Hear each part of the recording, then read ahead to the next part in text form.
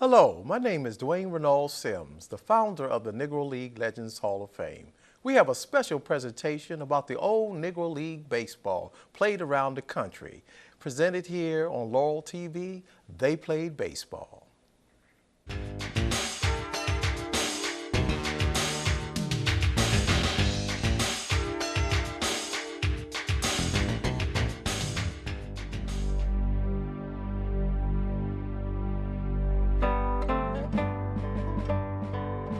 By the end of the U.S. Civil War in 1865, baseball was the most popular sport in the country, played by people of all races, from all backgrounds and walks of life.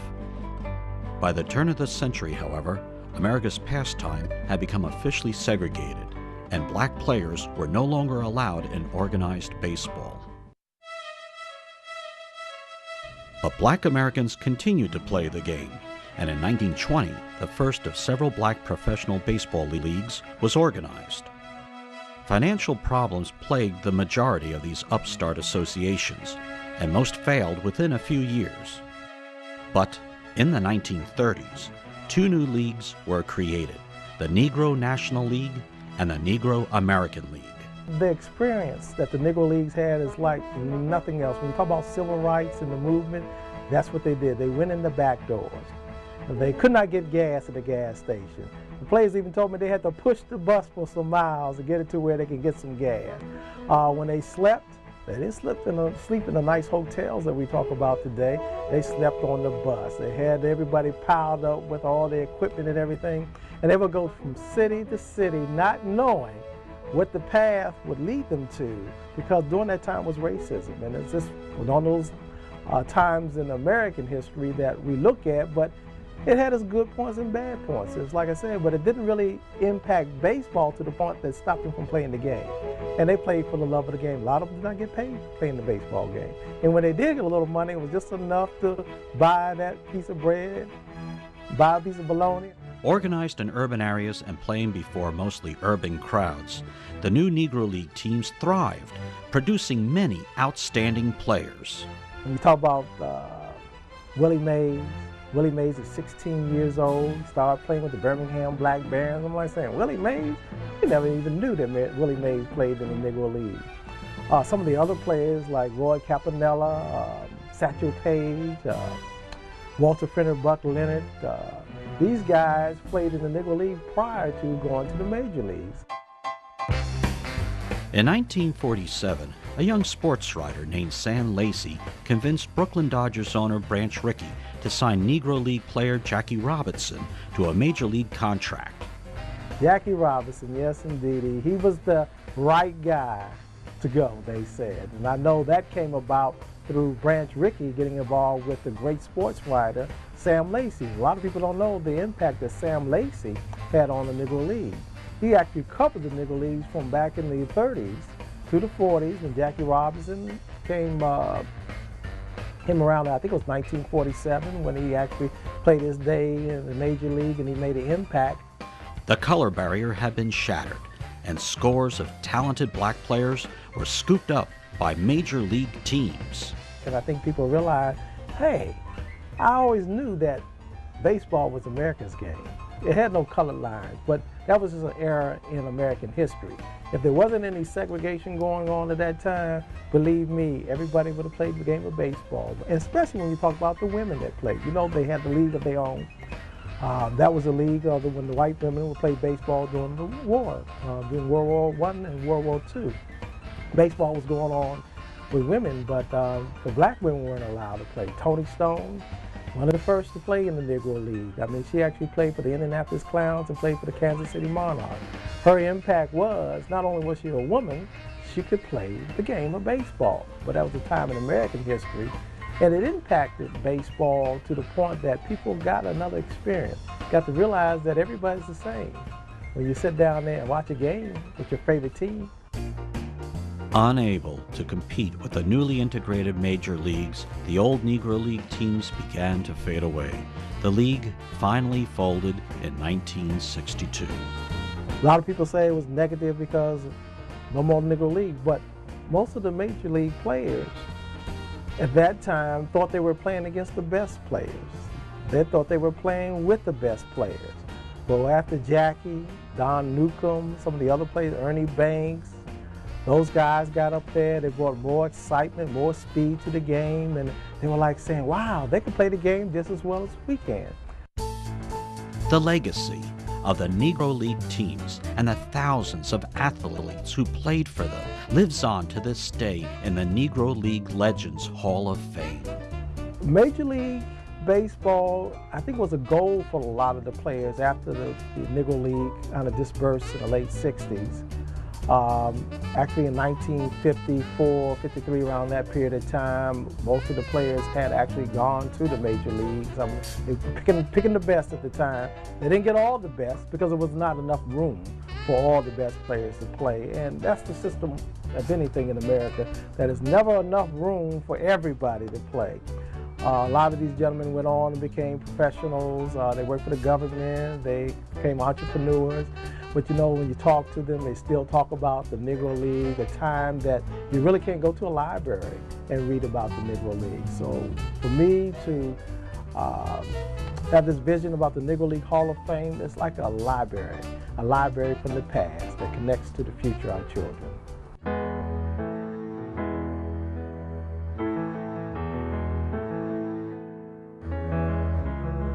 Traveling cross-country in beat-up buses with no air conditioning, often sleeping in those same buses, a Negro League player's life was a difficult one. So yesterday they sent me another letter out, and so then this also sent me a ticket for ride the Greyhound bus, and I caught the Greyhound bus in Norfolk, Virginia, at 8 o'clock that morning, and Sunday morning I arrived in Tampa, I think sometime Monday afternoon.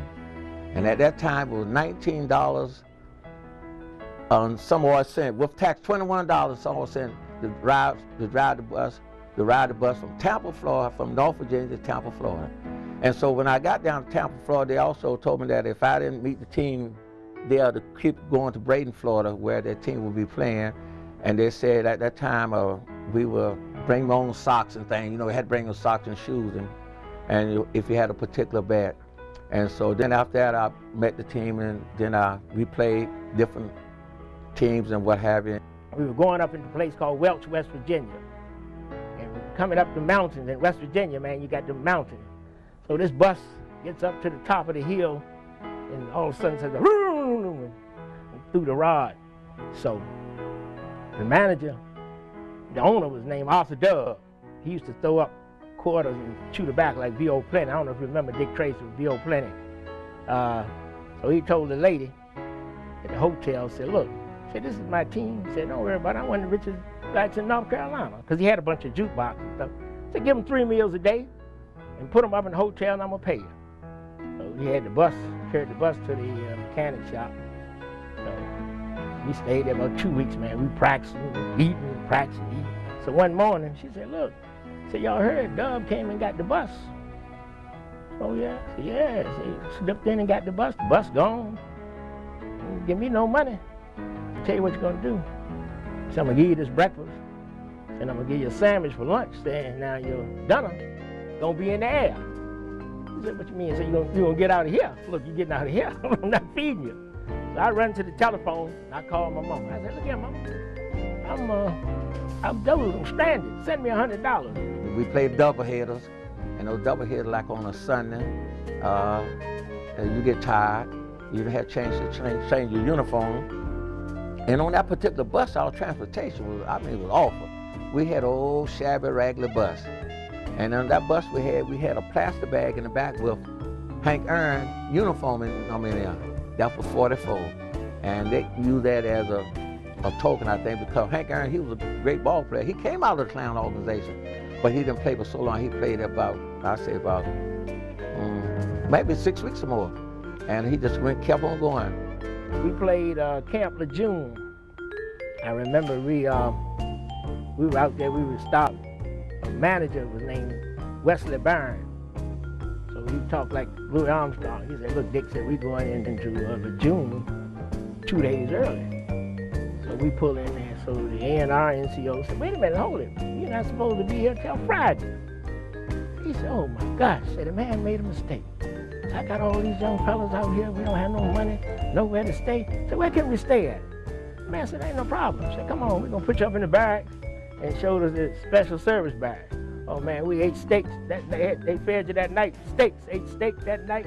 I was almost ready to join the Marines. This was Camp Lejeune. I'm ready to join the Marines. Now I seen big jars of honey, jars of peanut butter, and gallons of milk. You know, half a gallon. I hadn't seen no half a gallon of milk. Hank Aaron went on, continue on in the major, and I'm where I'm at today, but I'm happy that I'm where I'm at today because during that time, we didn't play for the love of the money because we didn't get no money. We played for the love of the game. And by playing for the love of the game, you try to do as much as you could do to make sure that people would come back and see your team play again. And then all in all, it was a hardship because of the transportation and the hotels and things that we had to stay in. The hotels, some of them didn't know, 90% of them didn't have air conditioning. And then the way you be sleeping at was basically just enough of steam. But you had to put up with that. And then your eating facility, that wasn't the best. But you know, through it all, if you played for the love of the game, you had to endure those things. I got a trailway, got a one-way ticket to Jacksonville, Florida, it was $19. So I got $6 left. And when I'm packing, I had a pair of French Shriner shoes. First time I ever had a pair of French Shriner shoes. And I put them on top of my, in the luggage rack over the seat on the Greyhound. And when we got to Suffolk, about 20 miles, somebody stole the shoes. So I run up to the bus driver. I said, hey man, somebody stole my shoes. So the bus driver, he kept driving. I said, what you want me to do, buy you a new pair? The players knew what to do and how to shuffle you around in the town. And for a good example, we couldn't get a hotel, so we had to get to a rooming house. And so then by them being veterans, they could take you to the rooming house and you would get your food and things of that nature and have a place to wash up, not shower. And then you'll be able to communicate and you learn friends of that nature.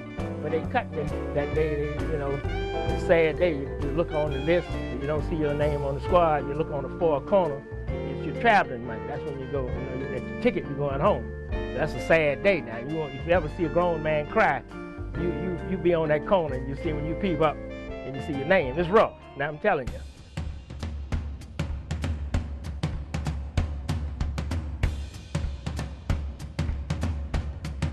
So when we get to Charleston, they had a team, the Jacksonville All-Stars, this guy named Jim Williams. He shows up with about 3 players in a car. So he said the bus broke down and he wanted to, he talked with the manager, a guy named Dizzy Dismute was the manager of the Monarchs. And he was a submarine pitcher. He'd played in the Negro League about 20 years. And he was the secretary and managed for about 20. He'd been out about 40 years. He was 80-some years old, but he was a real classy guy. So he said, look, he came to me and said, look, so we don't usually do this, but the park was packed. He said, we can't let this money go. So what I want you to do is play with Jacksonville. So I said, okay. So I got a chance to play. And I was lucky that day. I think I remember like it was yesterday. I hit one up the middle because I had been training. I was in good shape. And I hit one up the middle, and I stole second, and I stole third. You know, and the next time, I think I struck out. And the last time at bat, I hit one over the right field scoreboard. And that night, the manager, Dismute, said, well, look, we don't have to worry about you anymore. Said, sign this contract. I think it was $175 a month. I thought it was $10 million. I was so happy, I didn't know what to do. You know, hey, I'm playing with the Monarchs. I remember we played on the Easter Sunday. We played a doubleheader on Easter Sunday. And then we had come back that Monday and played in Braden, Florida. We had to go from Tampa to Braden, Florida.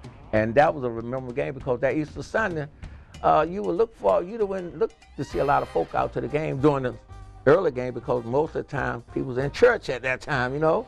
But that place was actually packed and it had more adults than it was kids. And that was the Easter Sunday.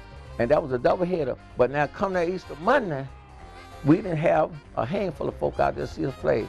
And so I'm wondering, is because we paid poorly that Sunday, why they didn't come back Monday, or they just got enough of seeing what we could do? Some of my highlights was when we played in Yankee Stadium. We got a chance to play in Yankee Stadium, and I played against the Monarchs. And it was a 0, it was nothing game, and I hit a triple out there by the monuments. and we beat Monarchs 1-0. And 2 weeks later, we played at Ebbets Field. And I was looking at a magazine where Sabre had, and they were talking about Campanella had the Brooklyn All-Stars, and we played them. It was, matter of fact, I was looking at it, was the July the 27th. We played a doubleheader. We played the Brooklyn All-Stars, and we played the Birmingham Blackburn. But I was the leadoff batter, and that particular day I hit 15 foul balls. Hit 15 foul balls first time up. Then I hit a single to right field, and I'm showboating because I'm in Brooklyn. And I ran around the base and got thrown out. And during that time, we had a guy by the name of King Tut and Bebop. They was the clown. King Tut was about 6'3", I think weighed about 116 pounds, if that's so. Bebop, he was about 4 feet, and he was struck and everything. So they were the clowns of the team. But yet still, you didn't bother with them because they were the drawing card. And the people that, they enjoyed our playing, and they enjoyed the game, they always had a name for you. Like they called me Rubber Silkskin. Why? I don't know why I got that name.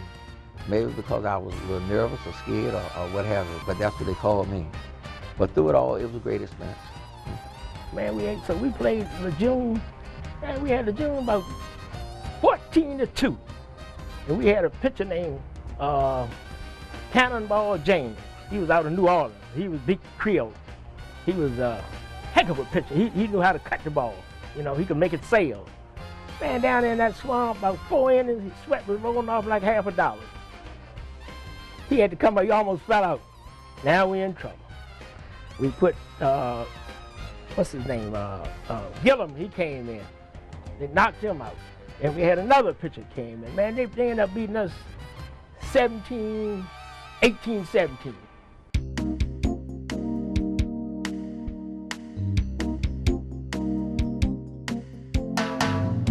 The way the game is played yesterday and today is a big difference. Yesterday, we played hard baseball.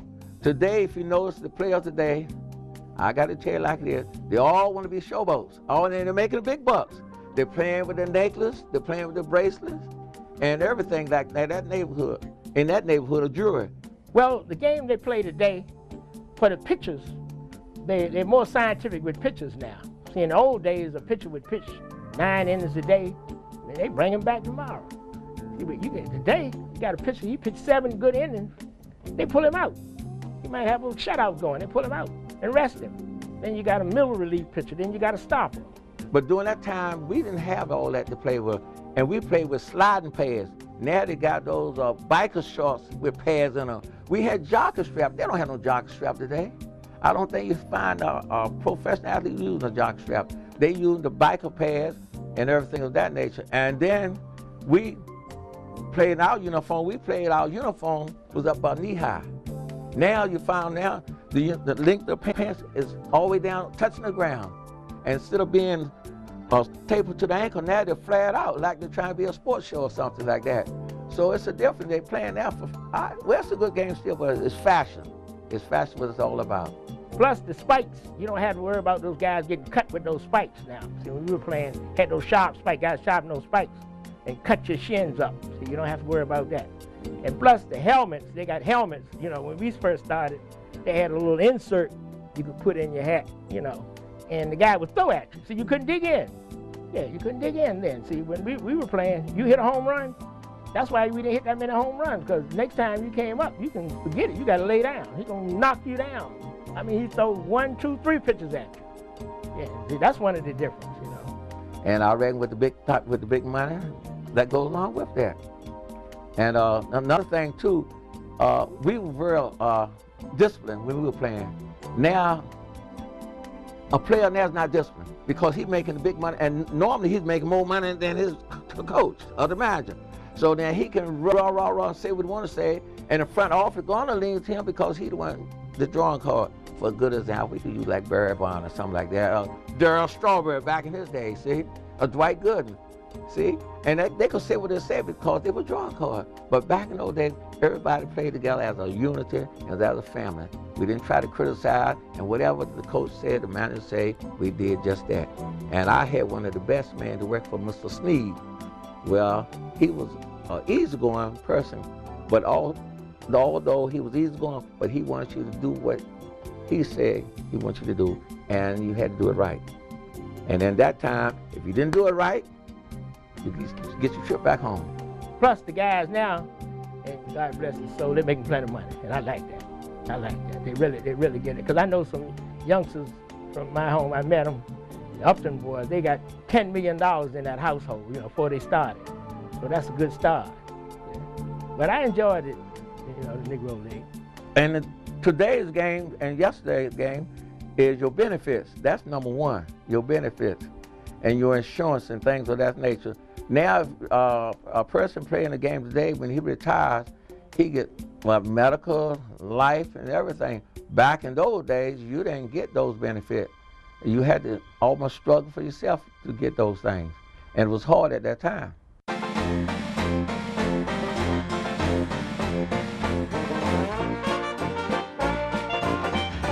The vision through the eyes of Sam Lacey. Now, that's the perfect match for the Negro League Hall of Fame. His son Tim Lacey has given us rights to all the material, the articles from the Afro-American newspaper, especially, which is like home to me because I am from the Washington, D.C. area. And Sam Lacey, as a writer, captured these games that these players played at. He kept the record of the box scores. So that's some of the box scores that have been missing in history. There are in the newspaper. Well, I know he was a great sports writer, and he was a very instrumental person, and baseball was part of his life. And it came, I think, from what I can understand, it came just like a generation. It just came from one person to another, and he just grew to love the game of baseball.